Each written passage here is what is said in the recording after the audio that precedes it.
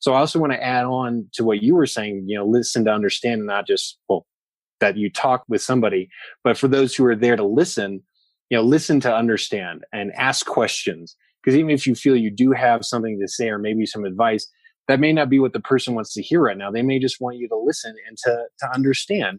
And you may not be able to understand. I understand that. If they're coming from a completely different experience and it's something new for you, that's tough. And sitting there and sometimes listening and trying to ingest that is difficult, and it is a challenge. But I want to encourage those people who are there to listen with an open heart and an open mind. And if you don't know what to say, then, start asking questions. I'm curious about your mindset. Tell me more. Tell me why. Try and get it out of them, and not in the sense that you're trying to pull it out of them forcibly, but by asking those questions, you're opening up that story loop or, that sense of inquisitiveness in that person's mind, and that can help with the healing. Now, of course, they may not want to answer. That's fine. But just be there for them and ask those questions and listen to understand. Are you confident? Do you have consistency? How much conviction do you have? I'm Daniel Gomez, the Confidence Architect, a business strategist, keynote speaker, executive coach, and best-selling author. On the Daniel Gomez Inspire Show, we will help you unlock confidence to create consistency and develop conviction. Together, we will discover the key that unlocks your confidence. Welcome to another episode of the Daniel Gomez Inspire Show. What an amazing week it's been so far, and what a way to just kind of keep that momentum going with an amazing guest. Today, I have an amazing ghostwriter. Kyle Weckerly is awesome. Kyle, welcome to the Daniel Gomez Inspire Show, my friend. How you doing, man? I am doing great. I'm so excited to be here. Just thank you for this opportunity to get to sit down and talk with you today and with your audience as well. Man, well, I gotta say, I've seen you evolve these past 2 years, and it really brings joy to my heart. And I've seen just kind of the engagement that you've done on social media, and then all of a sudden, boom, you're blowing up on LinkedIn. I'm like, wow, check this guy out. But I love that because it's those small beginnings that help us to appreciate once we get that momentum going.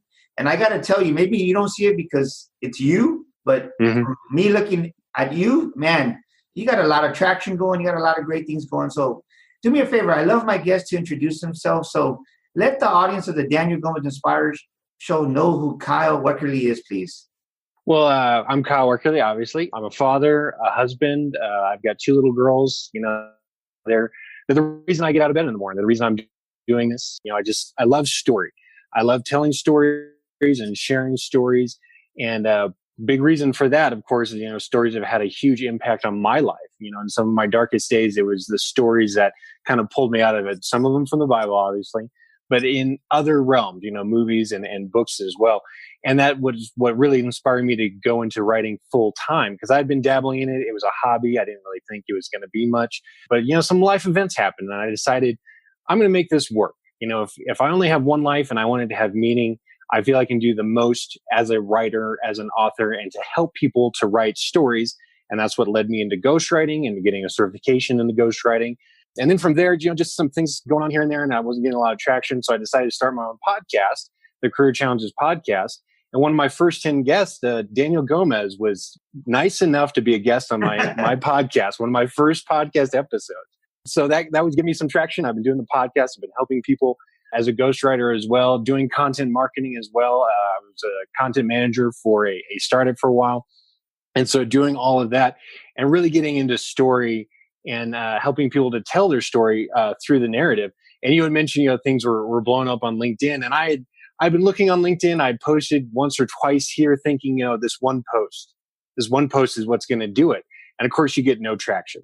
You get maybe 1 or 2 likes, maybe a comment. And it wasn't until I was really focusing on Josh Steinley and his 60 Days to LinkedIn Mastery. And he's got a book coming out about it soon, which hopefully we'll get that out soon. But talking about consistently posting and slaying the same dragon every day. Don't try and, talk about something new every day and get something new, but just talk about the same idea, the same concept, and do that every day consistently. It's funny you say that because I have a pretty good following on Facebook. And when I really started using LinkedIn for my business, I remember I would post something, and I've talked about this before. I would post something on Facebook, and man, I get 50, 100 likes, like boom, boom, boom. And then I would post it on LinkedIn, and then like, just like you said, crickets. I'm like, Yeah. it's the same content. Like, how do they, like, what? And there was a point, I'm speaking from my heart. I really felt like just giving up. I was like, man, like, this isn't working. And one day, by the grace of God, I don't know what I posted, and it just like, God answered my prayer, said, hey, don't worry, I got you. And I think I had like 45 likes. I was like, what? I was like, I'm cloud nine. So I definitely understand what you're saying there, Kyle. Definitely. So let me ask you this. What have you learned, just because it sounds like maybe in this journey on LinkedIn that you might have lost your confidence because, let's be real, that we're both men, your ego kind of says, like, gets in the way, and then you start to lose your confidence as you're posting and there's nothing going on. At what point did you lose your confidence? Well, I'd say it wouldn't be one point. I'd say it'd be multiple points. There have been days that I can recall, and again, multiple days where I'm like, why am I even doing this? It feels like nobody's really listening to me or paying attention to anything I have to say. And I felt, of course, I had to have, a certain status in life, or I had to have, X amount of books that I'd ghostwritten or published under my own name, or some sort of accomplishment that I could, put my name on and say, that's me, that's what I've done, and here's why you should be listening to me. And, and I'm a hard-headed guy. It took me a while to learn that that's not what it needs to be for everybody. For some people that works. For some people, they can do that. They already have those accomplishments to work with, that, that long career somewhere in an industry maybe that's working for them, and they can do that. And so there's nothing wrong with that. It's just for me, starting out, I'm going to be honest, I've only been technically a ghostwriter, I would say officially, probably for about 5 years now, but I've been writing for most of my life. And it's hard to believe first in myself that I have that skill set, that ability that can help other people. But, I didn't want to come at it from a salesy point of view. Like, I've been writing, let me help you write. Here's what you need to pay me to do it. Part of it too was learning from other thought leaders, Daniel Gomez for one, Josh Steinley for another, Mary Henderson, Ronan Leonard, Derek Lewis, all these other people that I'm connected with on LinkedIn who are telling me that, Kyle, you've got it. You've got a skill set. There's definite potential here. Just keep at it. And what I really wanted them to tell me was, do this one thing and everything will change. But that wasn't working out for me. It wasn't just like that one silver bullet that would just solve all my problems and make everything, hunky-dory for me. It was just constantly, day after day, going out there and telling people, okay, here's what I know. Here's what I hopefully you can learn from me, or from experiences that I've been through, or other stories or other things that I've read that I want to share with you. Seth Godin, I've read a lot of Seth Godin, and it's had an influence on some of the stuff that I've posted. And I've noticed that those posts also got a lot of attention and attraction, not just because I was quoting Seth Godin and people knew him, but because I was putting my own interpretation on it. He says, this is how I interpret it. This is what I feel. Let me ask you this, because this is the part where I like to have my audience get their pen and paper out, because we're going to put some pen and paper, because you need to take notes, because Kyle's about to drop some bombs here. What did you learn as you were going through this journey and you were losing your confidence? What did Kyle learn about himself that somebody can take away right now? Because, you're not just the average Joe, you're amazing. So what did you learn as you were losing your confidence and you started going forward? What did you learn about yourself that you didn't know prior to this?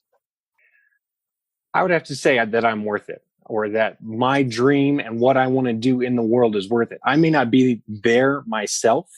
I may not have that skill set myself right now in this instant. It's like 9:15 Colorado time. I'm probably not there right now at this time, and I'm time stamping that. But where I want to go and who I want to help and how I want to help them is worth that time, that effort, that blood, sweat, and tears. And there have been a lot of sweat and tears, a little bit of blood. I've nicked myself here and there. Say that again. So what did you find out about yourself? I want the audience to hear that. That I'm worth it, and that the dreams. Oh, baby, he's worth it. You know how many people realize that they don't feel like they're worth it? And dude, it sounds simple, but it's so profound, Kyle. And I want to tell you, that's probably what the trigger was in your mindset, is once you really realize, man, you know what? I'm worth it. I'm worth it. And these people are worth it too. And you push yourself through those mental barriers, and look, dude, you're doing it. Yeah. And one thing I do want to add on to that is, in the times when I didn't feel worth it, when that self-talk was negative, why nobody's going to pay attention to me, nobody's going to take me seriously. I don't have that experience that makes me worth it. Looking at my wife and my children, my two daughters, and realizing they're worth it. I'm going to go out, I'm going to make a whole bunch of mistakes. I'm going to learn, it's going to be ugly, but I have to do it for them. They're worth it. I want them to have a better life. I want to be able to provide for them as they deserve, so that way they can have the things that they want to have in life, and not just, fancy stuff, lots of ritzy stuff, but, just that security, that financial security, knowing that their father is happy, that her husband is happy in his job, and that he's there for them emotionally. Because, when I wasn't feeling worth it, I just, shut off. I was isolated. I would isolate myself. And, my wife read that. She's like, you're just not, what's going on with you? And realizing that when I'm doing something I love, or I see value in, or is helping people, on a huge scale, but also on a micro scale, I'm helping a person one-to-one. I'm getting a lot of joy out of that. It's a service mindset, and I really do enjoy it. And so that's what also would get me out of bed as well, is that they are worth it. These people that I love and I care about, even if you don't have kids, if there's just those people in your life who believe in you and realize that you can do that, and they're telling you that, and you may not believe them, but realize, okay, they're worth it. They're putting their hopes and their motivations into you. And so you're worth it because they believe that you're worth it. So get out of bed for them and keep going. It sucks. I'm not saying it's going to make it all sunshine and roses and rainbows and all that. But I'm just, so I want my audience to hear this, is that you might not feel you're worth it at the moment. And I get it. I've been there. Whoever's listening to this, you might not feel like, man, I'm not good enough. I'm not worth it. But look to your children's room. If you need some motivation, that's what Kyle's saying is your children are worth it. Your wife's worth it. And sometimes, I know the way we've been taught in society is we want to help so much, and sometimes we don't even help ourselves. So we need to figure out, am I worth it? As you're finding out who you are and that you really are worth it. I love what you said, Kyle. Look to your children, look to your spouse, look to something bigger than yourself, because if you have kids, definitely your kids are worth it. And I love the way you said that, man. That's amazing. So what did you do to regain your confidence? Like, give us 2 action steps that you took that that the audience can take away to start building your confidence back up. What did you do? Tell us 2 golden nuggets to take away. Well, the first one is, when I was just starting out, I reached out to some people who I highly respected. I went to a little university. The president emeritus there is a published author as well. His name's Don Newberry. And I reached out to him. I said, okay, I'm not quite sure. I've got the skill set here for writing, but you're a published author. So could you take a look at my stuff and give me some honest feedback? And, he didn't really know me. We had talked a couple times at university. So there was name recognition there, but it wasn't, more than that. But he read it and he wrote back and he said, you've got a real skill here. You're a really good writer, and it'll take you far if you can hold on in the beginning. And so going back to that later on, when I didn't feel worth it reading that, because I actually saved that email, I printed it out and I put it on a board, not exactly a vision board, but I put it on a bulletin board in my house somewhere. And I go back and I read those every now and then. Claudia Suzanne, who's another ghostwriter, she did the ghostwriting certification course that I took. And, she did a lot of one-on-one coaching with me. And one of the assignments that we did, she had seen it probably 100 times by then, because she's been doing this course every year for, I want to say, about 10 years now. But she looked at my stuff and she said, okay, you've made this sing. All right. I've seen it done 100 times before, but you've made this work sing. And that's what let me know, okay, I've got something here and I just need to work on it to make it better. There's obvious raw talent here.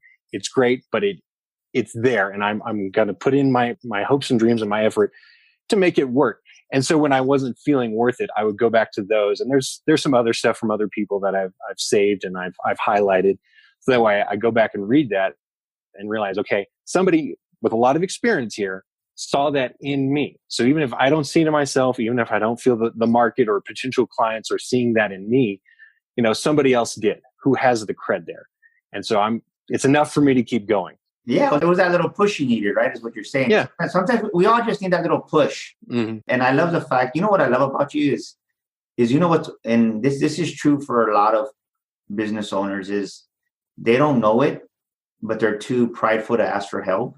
Mhm. And as I'm hearing you talk, Kyle, it's like, I need help. Somebody help me.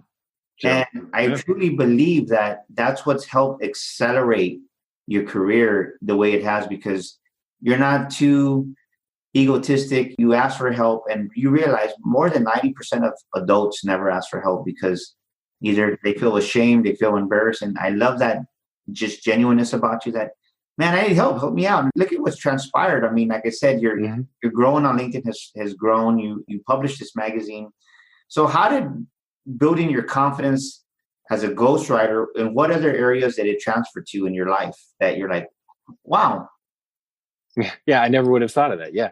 But with ghostwriting, big part of ghostwriting and getting a story out of a client is to interview them and ask questions and to really, draw the story out and, build that kind of friendship relationship with them so that they feel comfortable telling you, okay, here's how I felt in that moment, probably the lowest moment of my life. And here's how it ties into the rest of the story. And so I thought, well, I had that skill set. I took radio TV as a minor back in college. And so I was familiar with how to edit audio. So I was like, why don't I just do a podcast? There's a lot of opportunity out there.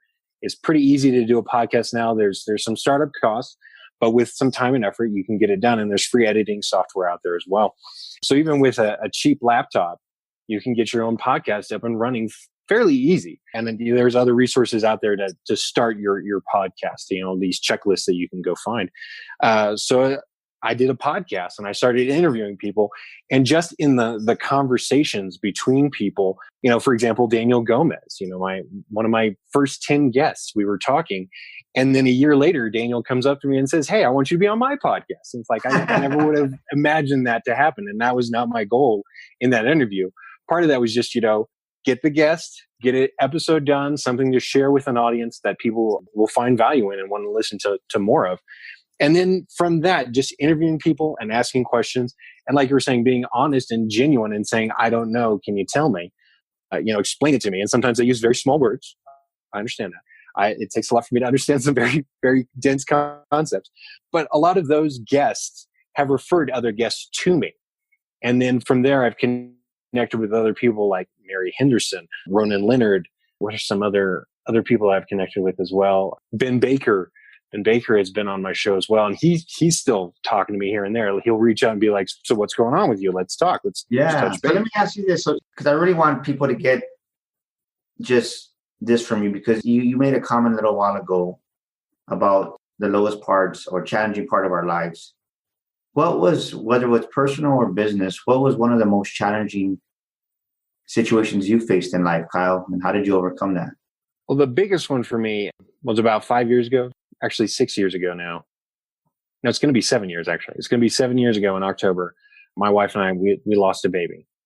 And that threw me for a loop. And I still deal with that every day.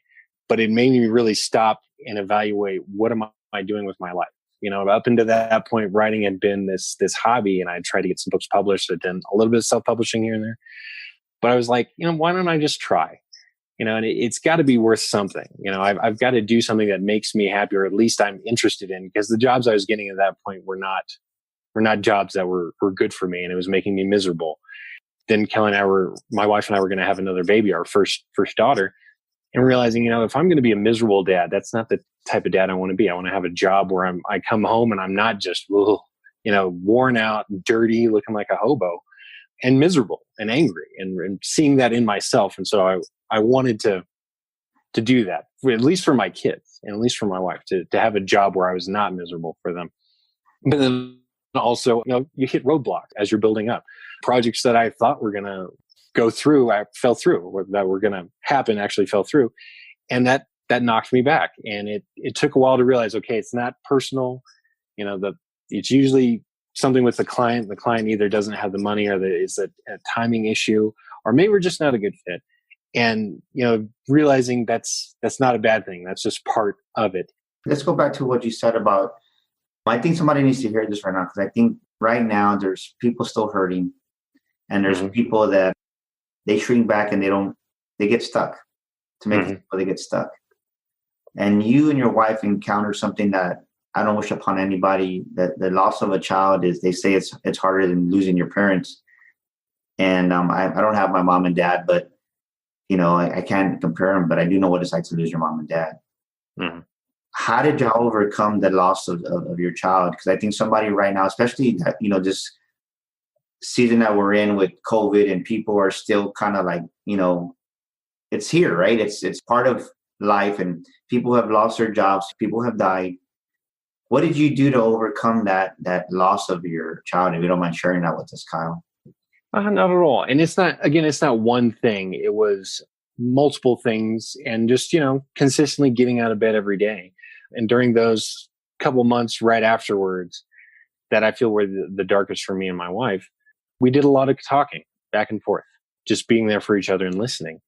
A lot of prayer, obviously, getting into the Bible. My mother is very, very devout. She's one of the reasons why I feel I have, the beliefs that I do have as a Christian, is because, that influence that she had on me. And she was there providing, biblical stories and just praying. And also a lot of listening. There were times where I was just talking, this stream of consciousness talking that didn't make a lot of sense, but she just sat there and she listened. She didn't really offer any sort of advice or tell me, well, you need to do this, or you need to buck up. It was just, I'm here for you. And then back to the stories. I just dropped back into watching a lot of movies and TV shows. My wife and I watched The Office, like we have that playing, because that humor, it helps lighten the darkness. And I really started analyzing story, because after you watch, a TV show about 3 or 4 times through, you really start to analyze it at that point. And then going back to some of my favorite movies and seeing the hero, at his darkest, still get up and say, I'm still going to try. I may die, but I'm not going to quit right now. I'm going to give it everything I got until the last moment. And getting back into books that I really love to read, and that really helped me. Another book that I'm trying to reread right now, I'm not doing a very good job, but Resilience by Eric Greitens. Just talking about having a resilient mindset and a resilient philosophy for life. Rereading that, and that's been a huge help to me. Also, just diving into story. Doing the analytical part of writing story. Stephen King's On Writing, which is huge. The Heath brothers Made to Stick, which talks about presentations and getting ideas to stick. Well, I love what you said, because you put a light on my head, is just talking. Mm-hmm. We don't realize how many emotions and feelings we suppress because we don't just talk to our spouse. Mm-hmm. We don't talk to our children. We don't talk to our coworkers, right? We make, this is the biggest mistake that we make, is we assume, right? Mm-hmm. And I love the fact that you had conversation, and you said something that when my wife was diagnosed with breast cancer, she always said this. She goes, look, besides talking, that's one huge takeaway you honestly need to write down right now. Mm-hmm. Talking heals your soul. But what you said is listen. I never forget my wife said, she was like, I don't want you to answer me back. I just want you to listen. Mm-hmm. And over 90%, when I do my corporate trainings, 90% of people just hear what you say. They never truly listen. Mm-hmm. And just knowing you, I can tell that that probably helped you so much, because you really listened to your wife and someone listened to you. And listening is powerful. When you really listen from a point of just listening, I call it this when I do my corporate trainings, listen to understand. Mm-hmm. When you listen to really understand what that other person is going through and needs, man, it's a different level of insight to what's going on. Mm-hmm. And I want to thank you for sharing that, because those are 2 golden nuggets. What Kyle just said right now, write that down. If you're going through a situation right now, don't hide yourself in a room. Don't lock yourself up. Don't isolate yourself. Talk to somebody. Just talk to somebody. Mm-hmm. And then find somebody who can listen to you, because those 2 things right there, Kyle, it releases the emotions. It releases those feelings that suppress us and that actually get us sick. Because when you hold on to those emotions, I know this because when my brother committed suicide, it's like I really wouldn't talk about it, but you get depressed. You hold that crap in and you get depressed. And then you wonder where depression comes from. And then, of course, it's like you don't release it. Yeah. So I really want to encourage our audience today, just really find somebody to talk to, release them, and just listen. Sometimes you got to listen to understand and not just respond right away. And I wanted to add on to that real quick. Well, you had already taken the listen to understand piece of advice, but Inga Bielinska, one of my first guests as well, she does coaching with people from all over the world. And so there's a lot of different backgrounds that she has to deal with. And I asked, well, how do you handle that? Maybe you're talking with somebody who may be from a different culture that may not respect women, and how would you handle that? And she said, well, to begin with, I would ask them, I'm curious about your mindset. And that took out kind of that cultural aspect or any sort of background maybe, and just ask, what are you thinking and how are you thinking about that? So I also want to add on to what you were saying, listen to understand, and not just, that you talk with somebody, but for those who are there to listen, listen to understand and ask questions. Because even if you feel you do have something to say or maybe some advice, that may not be what the person wants to hear right now. They may just want you to listen and to understand. And you may not be able to understand. I understand that. If they're coming from a completely different experience and it's something new for you, that's tough. And sitting there and sometimes listening and trying to ingest that is difficult, and it is a challenge. But I want to encourage those people who are there to listen with an open heart and an open mind. And if you don't know what to say, then, start asking questions. I'm curious about your mindset. Tell me more. Tell me why. Try and get it out of them, and not in the sense that you're trying to pull it out of them forcibly, but by asking those questions, you're opening up that story loop or, that sense of inquisitiveness in that person's mind, and that can help with the healing. Now, of course, they may not want to answer. That's fine. But just be there for them and ask those questions and listen to understand. Wow. I love that, man. That's awesome. Yeah. Listen to Dan, not to respond. Man, that's a golden nugget right there. So thank you for bringing that up, Kyle. Mm-hmm. So let me ask you this. So as you're kind of going through life, what does Kyle do in his mindset, in his personal, professional life to stay consistent? Because earlier we talked about posting and man, it didn't work out. So what's something that you can teach us on what does Kyle Weckerly do to be consistent? Because most of us, we want instant gratification, and unfortunately, it's not going to work that way in life. It's not.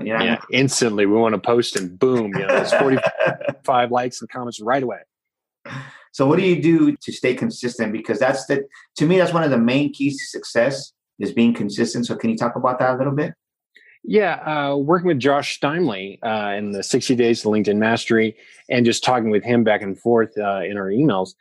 And I mentioned this earlier too, slay the same dragon every day. That was one piece of advice that he shared with me, because, whatever your field of expertise is, talk about that. And people are going to have questions. And sometimes we don't realize people are going to have questions for something that may seem simple to us. That's called the curse of knowledge. We're so close to it that we don't realize somebody doesn't know what APA style is or CMS style, or why there should only be one space after a period.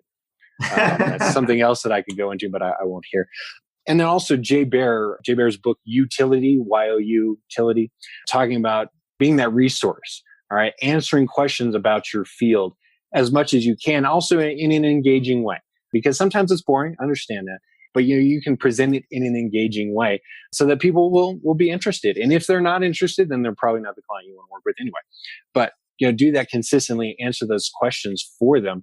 And so that's where I'm getting a lot of my content ideas and a lot of those strings that I'm putting out. And sometimes I'll put out what I call a throwaway post. It's a post where I'm like, oh, this is a cool idea. I'm not really jazzed about it. It's there. I feel it could help people, but I don't see it going farther than this post. But then those posts actually get a lot of traction and people are asking questions, or they say something that I'm like, oh, I could add on to that. And then the next day I tack onto that and keep going. So yeah, when you're doing that consistently, when you're slaying that dragon, when you're being a utility, Y-O-U, to your audience, that's where you can find more content. So even at the beginning, if you don't feel there's a lot there to talk about or a lot to say, just start writing it down and answer questions, common questions that you feel are related to your industry or your niche, or that people will ask you, and start answering those on a consistent basis. And then do that every day. And they don't have to be long posts either. Sometimes 100 words is what does it. I did one that I think was 50 words. And all I really asked was, what phrase sparks an emotional reaction in you? And people wrote in a lot of stuff. I mean, just saying that, what gets your emotions going? And people are like, well, let me tell you. And they wanted to share. And I'm like, that's what I'm trying to provide for them. People want to be heard, right? Yeah, yes, definitely. And when you're content marketing, when you're writing to try and present an idea, when you're trying to get a sales message wrapped in the story, you want to know what will get your audience emotionally involved, because people are going to buy on emotion and then they'll rationalize later. So you want to find kind of those phrases or what gets people going. So that way you can touch on that in your sales messages, in your content. So that way they will want to read it, because you can present a logical argument. You can present logic, and that's great. And some people will respond to that. But when you touch on the emotion, bam, people are engaged. So when you say, well, do you hate having to, pull out your phone and punch in your passcode? Well, there's a better way. And people will say, yeah, I hate having to do all that with one hand, and it's terrible. And so they'll get involved. And so that's one way to do that. And so that post kind of kicked that off for me. I was like, there we go. It's working. And it didn't require a lot either on my end. So it was great. So let me ask you this. So I believe we're all unique. Mm-hmm. You brought up when you lost your daughter, how, your mom, she has a big faith. And to me, I wouldn't be here without God. And I'm not ashamed to say it. I say that because God made us all unique. Mm. There's only one Daniel Gomez. There's only one Kyle. So in Kyle's eyes, what makes Kyle distinctive? Yeah. Well, first off, you had said I lost a daughter. It was actually a son. My wife and I were going to have a son. We lost that. And then now we have 2 daughters. So I just wanted to make that clear. But what makes me distinct is that I'm a story nerd.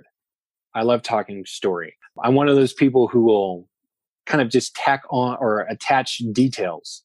And I for some reason, I can remember those details. I'm a logical thinker, but I'm also creative at the same time. And so it's sometimes hard to explain, but when you're creatively analytical and analytically creative, and Mary Henderson and I talked about this when she was on my podcast, you can really have a lot of fun with that and go into different places that people would never assume. And they're like, I never would have seen that connection. And it really opens up a lot of great conversation, a lot of great dialogue. But for me, I attribute this to watching a lot of movies as a kid and rewatching them. So that way I got all the quotes down, which was important. Not really, but when you're 5, that's what matters.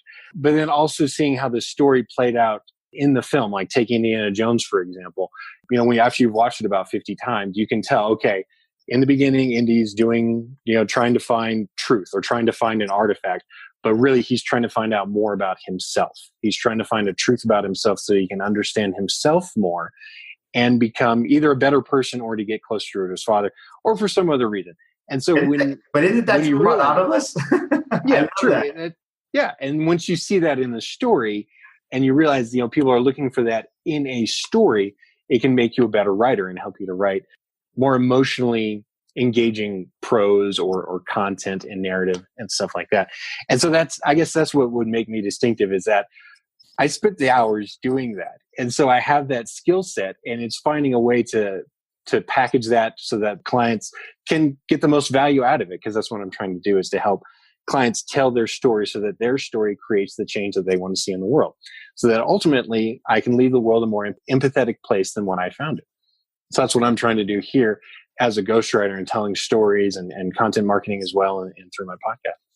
That's awesome, man. I love that. And it's amazing, because what we don't realize, as I learned this because when I went to one of my speaking academies, when I first started speaking, it's like everybody loves a story. Everybody can relate to a story.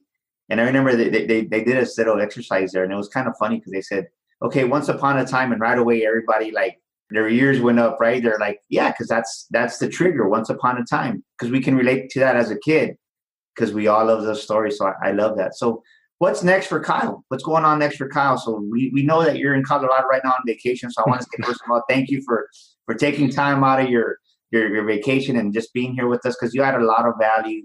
So what's next on the platform for Kyle? What's his next big goal? Well, I guess I don't have anything new that I'm launching right now, but I'm still putting out episodes for my podcast. So Career Challenges Podcast, if you want to listen to that. Or, I'm always looking for guests. So if you ever want to be a guest, take a look into that. Helping more people tell their stories. I have a couple potential clients I'm talking to, so I'd really love if those came together. And then also I've taken over the 7 Systems of Influence mastermind group with Josh Steinman. Like, he's still involved, but I'm going to be the one mostly running that group. So if you want to learn about influence and how that can help impact your business and expand your reach, reach out to me as well and ask questions. And hopefully you can join the mastermind, because we're still growing. We're still learning how these 7 systems, and we can talk about those as well in the group too, can help you in your business and also to make a positive impact on the world around you. So that's what's going on with me. I don't think I've forgotten anything. Well, let me ask you this. What does Kyle stand for? What are some of your convictions? If somebody was going to ask you a question and say, well, what do you stand for, Kyle? What are some convictions that you believe and you stand, whether it's business or personal? Well, conviction wise, and this is a great question, and it's a meaty question as well. And I thought about it a long time, but for me, I'll start with business. From a business standpoint, I want to have an honest and authentic relationship with who I'm working with. And that doesn't mean we tell each other our deepest, darkest secrets or that we're just best buddies, but that, you're real with me. If I'm trying to help you tell a story and, there's something that's just not working with it, please tell me, or, let's work through it. And I want that to be authentic. And part of that too is asking questions. I find that by asking those why questions or really getting into those deep topics, it helps people be more authentic. So I want to stand more for authenticity and also empathy. I want to spread empathy in the world. And empathy is not necessarily understanding where the other person is coming from, but understanding that they're different from you and that they are going to have different motivations and different goals. And that may not necessarily be a bad thing. It just means they're going to go about things differently from you. And there may be friction there, but I want people to understand that everyone's going to be different. And when we share more stories, we promote more empathy in the world. And so I want to do that through the stories that I'm helping people to write. From a personal standpoint, there's the empathy as well and the authenticity, but also love. For a long time, and I'm going to be honest, for a long time, I hated a lot of people. And it was very easy to say, well, this person's bad because of, this one thing that they did or for X reason. And it wasn't racism. It wasn't, prejudice over any sort of reason like that. It was just, I felt I was looking for a reason to hate people and to be angry and to put them into this box.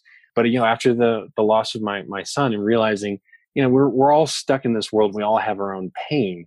I want to promote love and more empathy and make the world a better place that way. And so I want people to, be more loving towards their fellow man. And that doesn't mean we hold hands and say kumbaya, but understanding that Daniel Gomez is going to do things differently from me. And he's going to say things differently, but that's not a bad thing. He's still a great guy. There's still things that he's doing that are going to be awesome and have a positive impact. And I can work with him. And if it's not working, then that's okay. We don't have to work together. But just being more loving towards your fellow man. And a lot of the guests that I've spoken with on my podcast and just connecting with on LinkedIn, I feel there's a lot more people out there who want that too.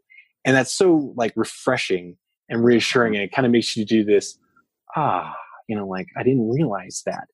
So I'm seeing a lot of that, and I want to promote more of that. Yeah. I love that because something happened. We're getting ready to move here this weekend. And we had a garage sale, so we were selling some of our old furniture and our washer and dryer. And then to make a long story short, our dryer, we had sold it, and then it broke. The next day they were going to come pick it up. Oh, no. So, man, I said, well, the guy said, well, it's going to be so much money to fix this. Forget it. It's not worth it. I'll just tell the people it broke. They want the washer, they can pick it up. But when we ended up buying a new washer, and the guy goes, well, I have this washer and dryer. So, you know what? Bring it over. We'll buy it. Well, the old Daniel Gomez, he forgot, just in talking like me and you were talking, he forgot to put the drain on the washer. So a little bit of the water got on the floor, and it's we didn't have any towels, so we picked up the water real quick, and I wanted to get upset and just really probably overreact in a sense, because it was just dude, how do you do that? Yeah. But I realized that I myself make many mistakes as a business owner. So I approached it from love, and the way I see love in my eyes is from a place of compassion. Mm-hmm. And when you have compassion and love, those two things, it's to me, compassion is a deeper love, right? So when you have compassion, it's the guy came over here on a Saturday. It's an honest mistake. Show compassion. Yeah. And I think you're so right. When we start looking through our eyes of love and compassion, the world gets a lot more peaceful, Kyle, and it's a lot more beautiful. Mm. So I love that, man. I love that, especially coming from a man, right? It's because we need more of that. We need more of that. So this is the part of the show where I ask my guests, leave us with the word of wisdom. What's a quote that's motivated you? What's a saying that's motivated you? When times I lost my confidence, I lost this, it's forget it, I want to give up. What's a quote that has kept you pushing forward, Kyle? I actually wrote it down too. William Nicholson, he wrote, "We read to know we're not alone." And I encourage everyone, if you're feeling down or you don't feel you have that motivation, start reading stuff, even if it's articles, because there are people out there who are sharing their story, and you'll probably find bits and pieces that relate to you, and you see yourself probably a little bit in what you're reading. And so I want to encourage all listeners, keep reading, so that way you realize you're not alone. You may feel alone. I'm not trying to belittle that or minimize that feeling. And there's part of that. It's dealing with that feeling of loneliness, but realize that you are not alone in what you're going through or where you are in life. And there are people out there who've written stuff that can help you. And there's people obviously who are waiting to help you deal with whatever emotion you're dealing with. So William Nicholson, we read to know we're not alone. So keep reading. Keep reading. I love that. We read to know we're not alone. Mm-hmm. That's awesome. I love that. So how can we find you, man? If somebody wants to get in contact with Kyle, how do we find Kyle? Give us your website or social media. Where do we find this amazing ghostwriter here, man? Come on. We got to show you off to the world, my brother. We got to show you off to the world. You got a lot of talent, so we got to let the world know, hey, there's somebody that can help you, and all they got to do is reach out. Yeah, definitely. So the main point, obviously, is weckerlywriter.com, my website. And that's WECKERLYWRITER.com. And that's my personal website, Weckerly Writer. You can find me on LinkedIn. Just search Kyle Weckerly Ghostwriter. I have a huge base there. I've been posting a lot, so it hopefully won't be hard to find me there. Yeah, that's the thing. Like you feel, it should be easy to find me on LinkedIn, but I was looking at a stat the other day. I think there's like 650 million profiles now on LinkedIn. So you know how many Daniel Gomez there are? Yeah, definitely. And then, of course, Facebook. You can search Kyle Weckerly on Facebook. If you want to look up the 7 Systems of Influence, it's 7sinfluence.com. You can find me there as well. And then, of course, my podcast, the Career Challenges Podcast. It's on all major podcast platforms. Search for it there. And then, obviously, there will be links back to my site through the podcast. So those are the main parts there. Or if you just want to reach out to me, Kyle Weckerly, I'm always available. So you don't hesitate, please. Awesome, man. Well, I'll tell you what, now we're going to put his website on our show notes, so you'll definitely be able to get a hold of him. Well, man, it's been an amazing show. And for our audience there, if you love what you heard, we speak from the heart. And sometimes, we give the Holy Spirit and God the opportunity to do whatever he wants because it's his show. And we have a Facebook group called the Distinctive Syndicate. And if you like the motivation, the inspiration that you got, we would love for you to come, and we want to invite you out to come and join our group. That's distinctive because everyone's distinctive. You're unique. Syndicate, and because it's a community where we inspire each other, encourage each other. So just come on in, join our group. That's Distinctive Syndicate on Facebook. And thank you so much again, Kyle, for being here with us. That's a wrap for this week's show, and we'll see you next week here on the Daniel Gomez Inspired Show. This is Daniel Gomez, and thank you so much for tuning into our show today. We'd love your feedback. Please drop us a comment, and thank you for leaving us a review. Don't forget to subscribe to our show and share this episode with a friend. And my free gift for listening to our show today is a copy of my best-selling book, You Were Born to Fly. To get your free copy, go to DanielGomezInspires.com and get your copy today. That's DanielGomezInspires.com. And to elevate your life and business even more, follow me on social media at Daniel Gomez Inspires on Facebook, Instagram, Twitter, and YouTube. Together, we will discover the key that unlocks your confidence.